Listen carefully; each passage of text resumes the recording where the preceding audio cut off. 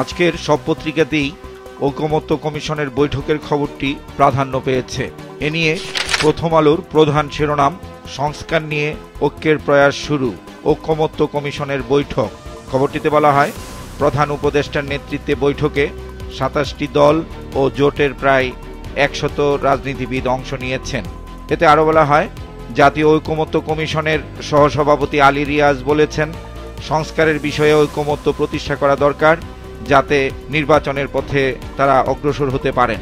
আর BNP মহাসচিব মির্জা ফখরুল ইসলাম আলমগীর বলেছেন, তারা আশা করছেন খুব দ্রুত সংস্কারের যে ন্যূনতম ঐকমত্য তৈরি হবে, এর উপর ভিত্তি করেই অতি দ্রুত নির্বাচন দেয়া সম্ভব হবে।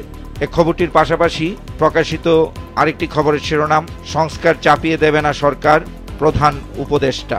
ঐকমত্য কমিশনের বৈঠক। এতে বলা হয়, প্রধান উপদেষ্টা বলেছেন, সরকার শুধু বোঝাবে সংস্কার কেন প্রয়োজন ও কিভাবে তা করা যায়। দ্বিতীয় প্রধান শিরোনাম, নতুন রাজনৈতিক দল, নাহিদ আহ্বায়ক, সদস্য সচিব পদে আলোচনায় ৩ জন। প্রতিবেদনটিতে বলা হয়, নতুন রাজনৈতিক দলের দ্বিতীয় সর্বোচ্চ পদের আলোচনায় আছেন নাসির উদ্দিন পাটোয়ারি, আক্তার হোসেন ও সার্জিস আলম। আর নতুন দলের বিষয়ে জনমত জরিপ করছে বৈষম্য বিরোধী ছাত্র আন্দোলন ও জাতীয় নাগরিক কমিটি। প্রথম পৃষ্ঠায় জামাতে ইসলামের আমিরের একটি বিশেষ সাক্ষাৎকার ছাপা হয়েছে। শিরোনাম, বিরাজমান পরিস্থিতিতে নির্বাচন হলে তা সুষ্ঠু হবে না। স্থানীয় সরকার নির্বাচন নিয়ে প্রকাশিত খবরের শিরোনাম, অংশীজনদের সঙ্গে আলোচনার ভিত্তিতে চূড়ান্ত সিদ্ধান্ত। শেষ পৃষ্ঠায় সাভারের আশুলিয়ায় চুলা জ্বালাতে গিয়ে বিস্ফোরণের খবরটির শিরোনাম, চুলা জ্বালাতেই বিকট শব্দ, শিশুসহ 11 জন অগ্নিদগ্ধ। পুলিশের পদক প্রদান নিয়ে প্রধান শিরোনাম করেছে সমকাল, জাতীয় সংসদ ভোটের পর পুলিশে পদকের মৎসব। বিশেষ এই প্রতিবেদনটিতে বলা হয়, ২০১৮ সালে ভোটের পর ৬৪ জন এসপি সহ সব ইউনিট প্রধান পান বিপিএম, পিপিএম। আর বিরোধী দল দমনপীড়ন ও দ্বাদশ নির্বাচনে গুরুত্বপূর্ণ ভূমিকার জন্য পদক পেয়েছেন ৫৭ জন। ঐকমত্য কমিশনের প্রথম সভা নিয়ে প্রকাশিত দ্বিতীয় প্রধান শিরোনাম, ঐকমত্যের ভিত্তিতে স্থানীয় নির্বাচন নিয়ে মতবিরোধ। প্রতিবেদনটিতে বলা হয়, আওয়ামী লীগকে নির্বাচনে আসতে না দেওয়ার দাবি জানানো হয়েছে, আর সংস্কার প্রস্তাব এক করে দলগুলোকে দেওয়া হবে। কমিশনের সঙ্গে আলাদাভাবে বসবে রাজনৈতিক দলগুলো। প্রথম পৃষ্ঠায় প্রকাশিত আরেকটি গুরুত্বপূর্ণ খবরের শিরোনাম, ডিসি সম্মেলন শুরু আজ, এবার আইনি ক্ষমতাও বাড়াতে চান ডিসিরা। গণসঙ্গীত শিল্পী প্রতুল মুখোপাধ্যায়ের চিরবিদায়ের খবরটি ছাপা হয়েছে শেষ পৃষ্ঠায়। শিরোনাম, থেমে গেল প্রতুল মুখোপাধ্যায়ের কণ্ঠ। যুগান্তরের প্রধান শিরোনাম, জাতীয় ঐকমত্য কমিশনের প্রথম সভায় প্রধান উপদেষ্টা, সংস্কার করবে দলগুলো। প্রতিবেদনটিতে বলা হয়, অন্তর্বর্তী সরকারের প্রথম অধ্যায় শেষ, সংলাপের মাধ্যমে দ্বিতীয় অধ্যায় শুরু হলো। আর দ্বিতীয় পর্বেও হাঙ্গামা হবে, কিন্তু সবাইকে ঐক্যবদ্ধ থাকার কথা বলা হয়েছে। এতে বলা হয়, ষড়যন্ত্রকারীরা মার্কিন প্রেসিডেন্ট ট্রাম্পের কাছে গিয়েও সুবিধা করতে পারেনি। পত্রিকাটির শেষ পৃষ্ঠায় ঢাকা ওয়াসা নিয়ে প্রকাশিত খবরের শিরোনাম, অকার্যকর ঢাকা ওয়াসার পয়ঃবর্জ্য লাইন, সেবা ছাড়াই বিল আদায় ৩,৮৩৪ কোটি টাকা। ফারাক্কা বাঁধ নিয়ে বক্স আকারে প্রকাশিত আরেকটি খবরের শিরোনাম, ভারতের ফারাক্কা বাঁধের প্রভাব, জৌলুস হারিয়ে অচেনা রূপে প্রমত্তা পদ্মা। এতে বলা হয়, কমছে নদীর আয়তন ও গভীরতা, সেচ ও খাবার পানির তীব্র সংকট, বরেন্দ্র অঞ্চলে নেমে গেছে পানির স্তর, আর বিপর্যয়ের মুখে মৎস্য সম্পদ ও পরিবেশ। কালের কণ্ঠ ভিন্নধর্মী প্রধান শিরোনাম করেছে, ভূমি সেবায় ভোগান্তি চরমে। প্রতিবেদনটিতে বলা হয়, সফটওয়্যার জটিলতার অজুহাতে হচ্ছে না নামজারি, বন্ধ খাজনা আদায়, ক্ষোভ বাড়ছে জনমনে। আর সহজে ভ্যাট বাড়ানো হলেও নেওয়া হচ্ছে না ভূমি কর। এতে বলা হয়, কোনো চক্র সরকারকে বিব্রত করছে কিনা এ নিয়ে প্রশ্ন উঠেছে। ভাষা নিয়ে প্রকাশিত খবরের শিরোনাম, উচ্চ আদালতের রায়ের পরও উপেক্ষিত বাংলা। বিশেষ এই প্রতিবেদনটিতে বলা হয়, সাইনবোর্ডে দায়সারা ব্যবহার থাকলেও চোখে পড়ে না।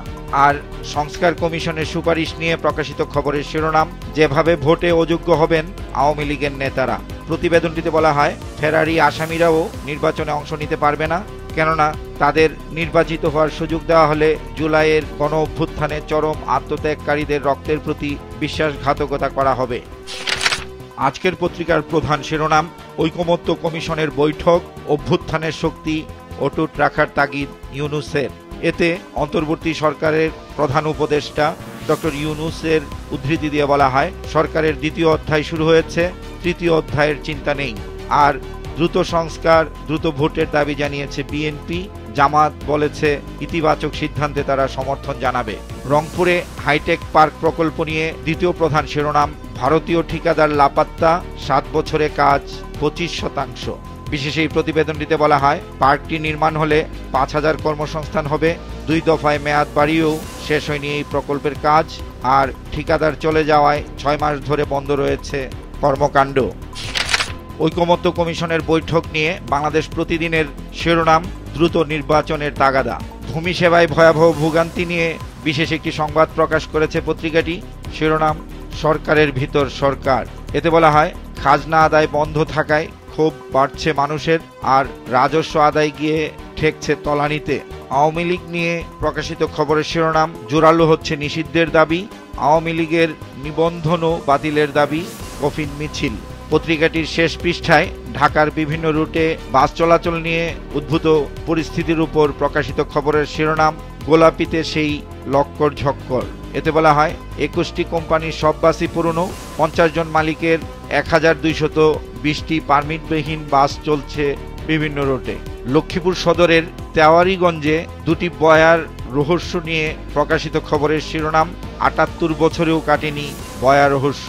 প্রতিবেদনটিতে বলা হয়, 2টি গোলাকার লোহার বয়া পরিত্যক্ত অবস্থায় পড়ে আছে, আর এই বয়াকে ঘিরেই চরের নামকরণ করা হয়েছে বয়ার চর। কালবেলার প্রধান শিরোনাম, মুক্তিযোদ্ধাদের 870টি ফ্ল্যাটের অর্ধেকই প্রভাবশালীদের দখলে, বিজয় রাকিন সিটি। দ্বিতীয় প্রধান শিরোনাম, ঐকমত্য কমিশনের বৈঠকে ডক্টর ইউনূস, রাজনীতিবিদরাই সংস্কার করবেন। দেশ রূপান্তরের প্রধান শিরোনাম, ঐকমত্য কমিশনের প্রথম বৈঠকে ডক্টর ইউনূস, সংস্কার করবে রাজনৈতিক দল। এতে বলা হয়, অন্তর্বর্তী সরকারের প্রথম ইনিংস সফল হয়েছে, দ্বিতীয় অধ্যায় শুরু। আর গণ অভ্যুত্থানের স্বপ্ন বাস্তবায়নে সবাই মিলে চেষ্টা করব। দ্বিতীয় প্রধান শিরোনাম, দেশ ছাড়ছে জামিনে মুক্ত শীর্ষ সন্ত্রাসীরা। বিশেষ এই প্রতিবেদনটিতে বলা হয়, তাদের ধরতে পুরস্কারের ঘোষণা আসতে পারে। ম্যানেজ করে দেশ ত্যাগ করেছেন ইমন ও কিলার আব্বাস। আর আমেরিকা থেকে দেশে ফিরেছে টোকাই সাগর। 6 মাস আগে হাইকোর্টের এজলাসে এক বিচারপতির উদ্দেশ্যে ডিম ছোড়া নিয়ে পত্রিকাটির শেষ পৃষ্ঠায় প্রকাশিত খবরের শিরোনাম, ডিম ছুড়ল কারা, এখনো জানা গেল না। এতে বলা হয়, তদন্ত কমিটি গঠনের উদ্যোগ থেমে যায় শুরুতেই, আর দায়ীদের চিহ্নিত করতে কোনো উদ্যোগ নেই।